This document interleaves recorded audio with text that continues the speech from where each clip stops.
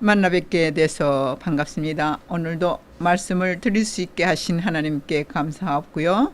오늘도 기도하고 시작하겠습니다. 자비로우신 아버지 하나님 감사합니다. 은혜를 베풀어 주셔서 또 오늘도 주님 앞에 말씀을 증거하게 하시고 듣는 자들에게 많은 은혜를 입게 하여 주시옵소서. 이제는 하나님 영광을 위해서 더욱더 가까이 갈 수 있는 저희들이 되게 하시고 하나님의 뜻을 이루시기 위해서 저희들 한 사람 한 사람 아버지께서 인도해 주시옵소서. 예수님의 이름으로 감사하며 기도하옵나이다. 아멘.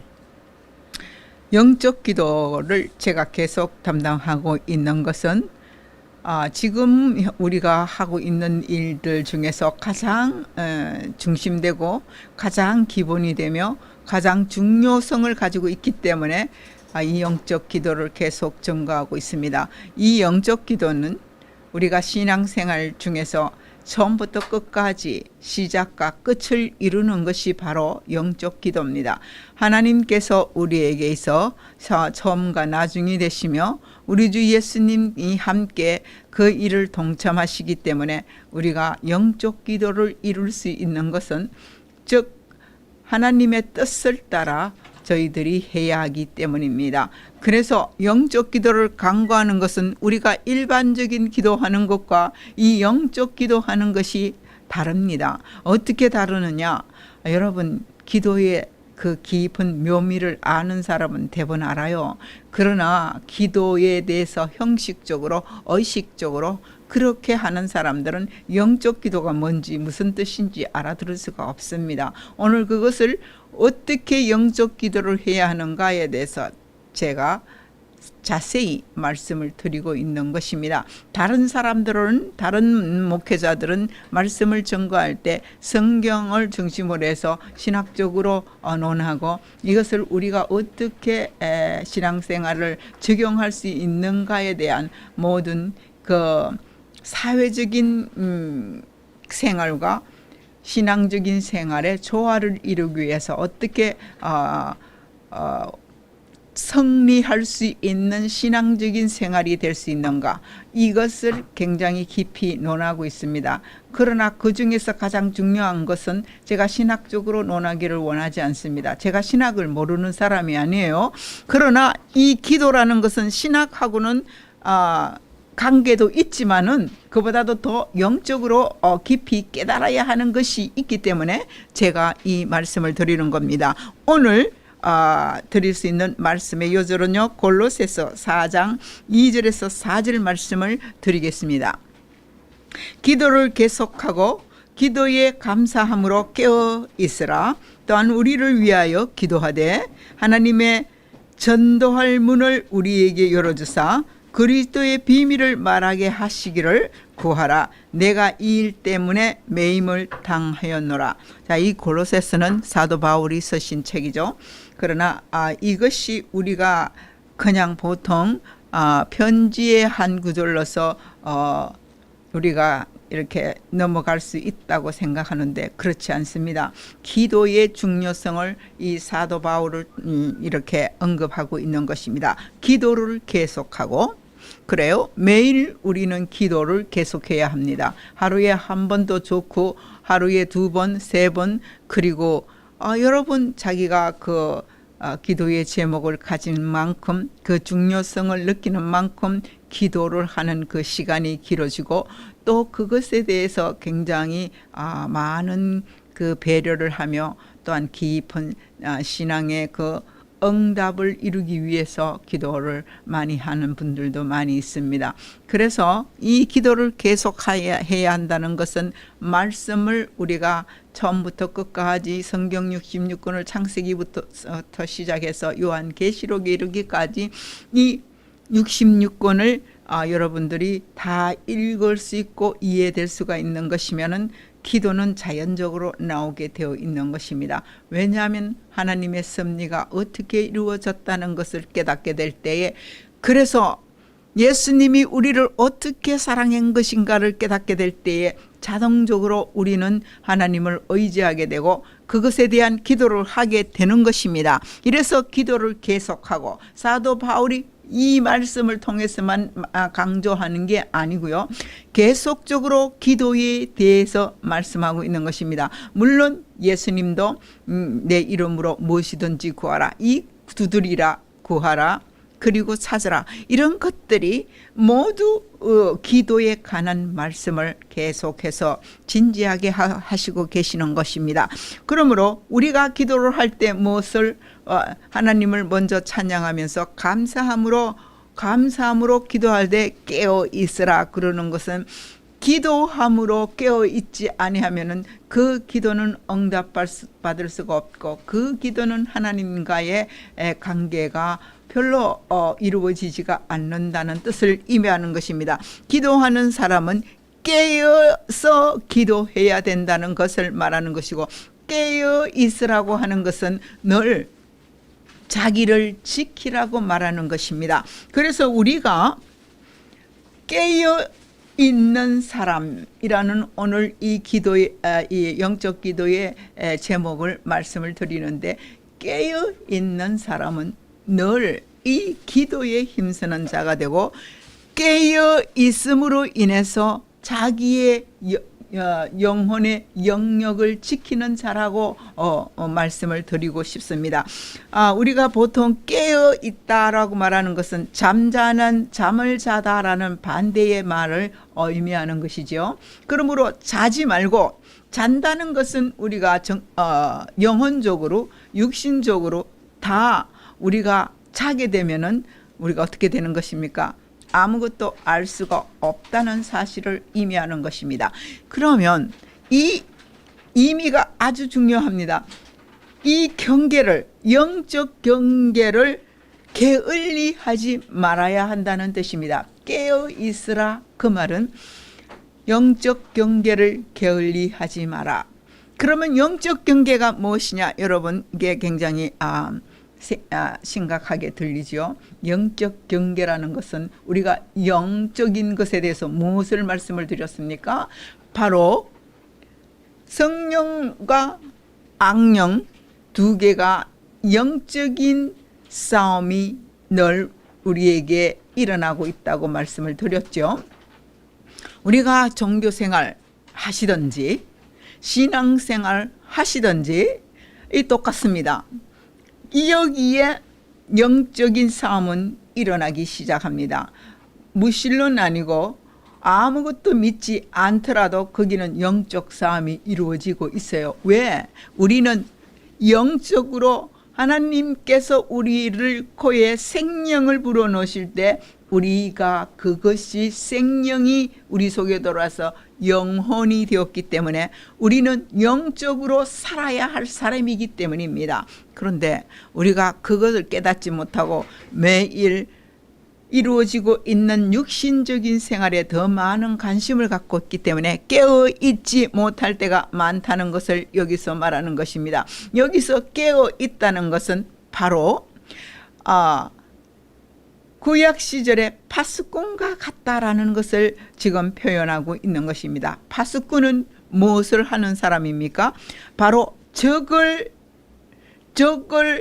우리가 어떤 그 침투에 들어오는 적을 막아내기 위해서 그것을 늘 망을 보는 사람이며, 그래서 지켜서 안전하게 그 모든 것을 보호해 주는 사람이 파수꾼입니다.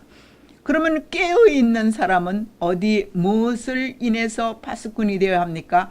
영적인 경계에 대해서 파수꾼이 되는 것입니다. 그러므로 성령과 악령이 우리에게서 기도를 할 때에 서로 부딪히게 됩니다. 왜냐하면 악령은 그 하나님의 뜻을 이루지 못하게 하기 위해서 늘 우리 마음속에 무엇을 넣어줍니까? 세상에 있는 것들에 대해서 더 많은 것을 알도록 우리에게 지식과 학문을 넣어줍니다. 그리고 늘 시간에 쫓겨서 현실적인 문제에 대해서 늘 바쁘게 생각하게 만드는 것입니다. 그래서 영적인 문제에 대해서 생각할 틈이 없도록 만들어주는 것이 바로 사탄의 계략입니다. 여러분, 그런 것들이 많이 여러분들 체험하고 있지요. 이것이 바로 영적인 경계를 분명히 하게 되는 것입니다. 성령은 우리 속에서 예수 그리스도를 통하여 와서 그러므로 늘 우리로 하여금 하나님의 일을 생각나게 하시고 하나님의 일에 대해서 늘 마음을 같이 하게 하며 하나님의 영광을 위해서 우리를 준비시켜 주는 것입니다. 그래서 영적인 파수꾼이 되라 하는 것은 깨어있는 자만이 영적인 파수꾼이 될 수 있으며 깨어있는 자만이 하나님의 그 지혜를 받아서 어떻게 이것을 기도해야 할 것이며 어떻게 우리를 통하여서 하나님의 영광의 나라를 이루게 할 수 있는 것인가를 성령을 통해서 이루어진다는 것입니다. 깨어있는 사람만이 일을 이루어지게 한다는 것입니다. 그러면 아무렇게나 우리가 기도를 한다. 아무렇게나 우리가 생각나는 대로 기도를 한다. 그것도 하나님께서 긍휼을 베풀어 주셔서 여러분들이 우리의 필요한 것을 간구할 때도 응답하십니다. 왜냐하면 하나님께서 우리에게 필요한 것을 공급해 주심으로 가장 우리가 하나님을 만날 수 있는 기도의 대화에서 만날 수 있는 것이 살아 계셔서 우리와 함께 계시다는 것을 하나님께서 보여주시기 위해서 그 기도를 응답해 주시는 것입니다. 우리가 좀 더 한 차원 더 깊게 들어간다면 우리의 필요한 것을 얻기 위해서 기도하는 그 어린아이 신앙에 의해서 기도하는 그것보다는 우리가 보다도 하나님의 의의 나라를 구하며 우리가 보다도 하나님의 영광을 위해서 하나님의 나라를 위해서 서인받는 자리에 들어가게 되면은 우리가 보통 그렇습니다.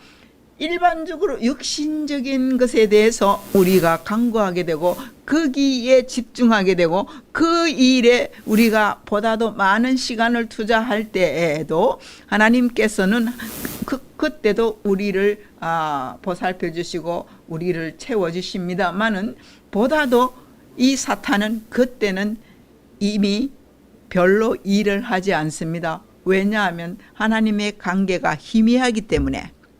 그래서 우리는 보다도 영적으로 깊게 하나님과 관계를 가지면 보다 더 센 사탄이 와서 그 일을 하나님의 일을 방해하기 위해서 그때부터는 본격적으로 침투해 들어오기 때문에 우리가 이 일을 판판히 기도해 보면 압니다만 판판히 기도의 방해가 되고 있다는 것을 여러분 알게 될 것입니다.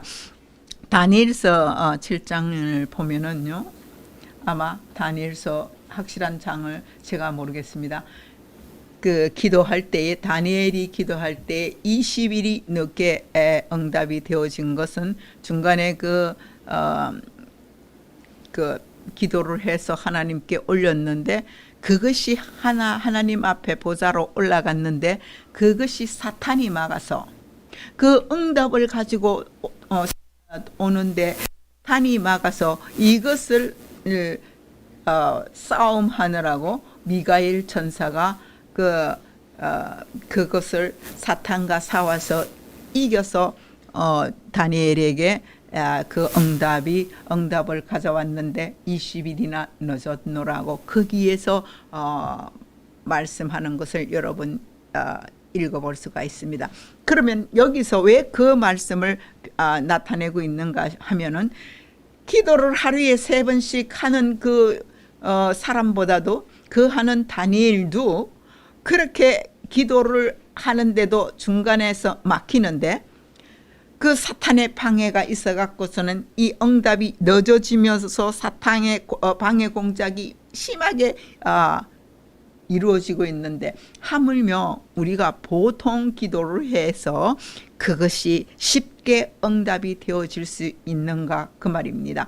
그래서 우리는 기도를 영적으로 깨어 있어야만이 사탄이 우리를 방해하지 못합니다.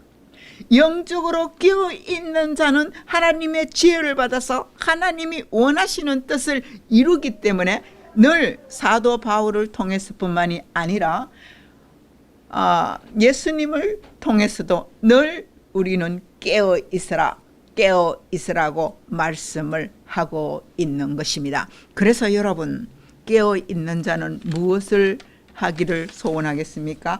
깨어 있는 자는 세상에 대해서 보다도 하나님의 일에 대해서 영적인 경계를 알아서 사탄이 공략해서 방해하는 이 방해를 막아내면서 그 다음에 이 사탄의 그 공격을 어떻게 침투해 들어온다는 것을 기도함으로 인해서 알게 되어서 적각 영적인 기도에 들어가서 성령을 통해서 이것을 막아내면서 하나님의 뜻을 이루기 위한 기도를 하는 자는 깨어있는 자의 기도를 드린다. 그것은 바로 영적인 기도를 드린다는 것이라고 제가 말씀을 드리는 것입니다.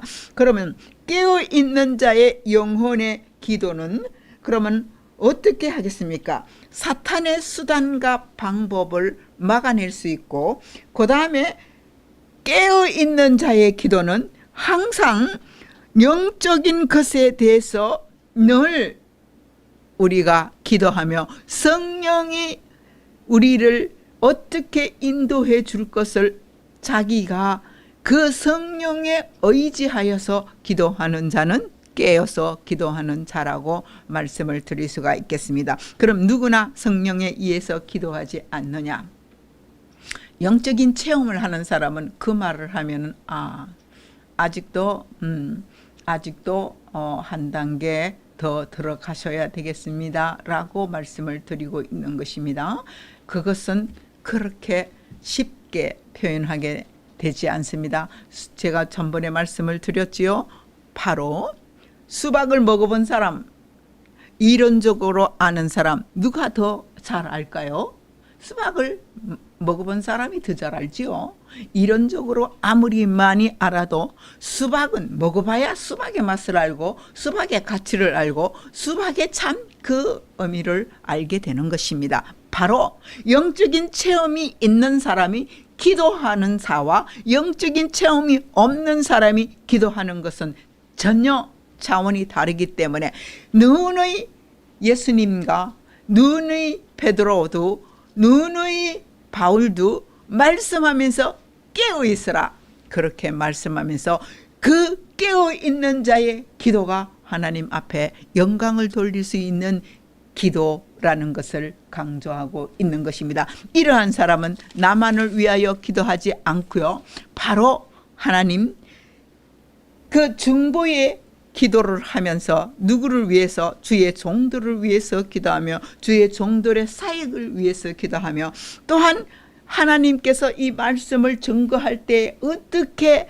전도할 수 있는 길이 열릴 수 있겠는가를 그것을 살펴 그것을 강조하면서 기도하게 되는 것입니다. 그러므로 인해서 깨어있는 사람이 많을수록 이 주의 종들이 일하는 데에 쉽게 나아갈 수 있는 것이고, 깨어있는 사람들이 기도로 힘이 되는 것은, 기도로 뒷바라지 해주는 것은 천군만마를 얻는 것과 같다고 표현하게 되는 것입니다.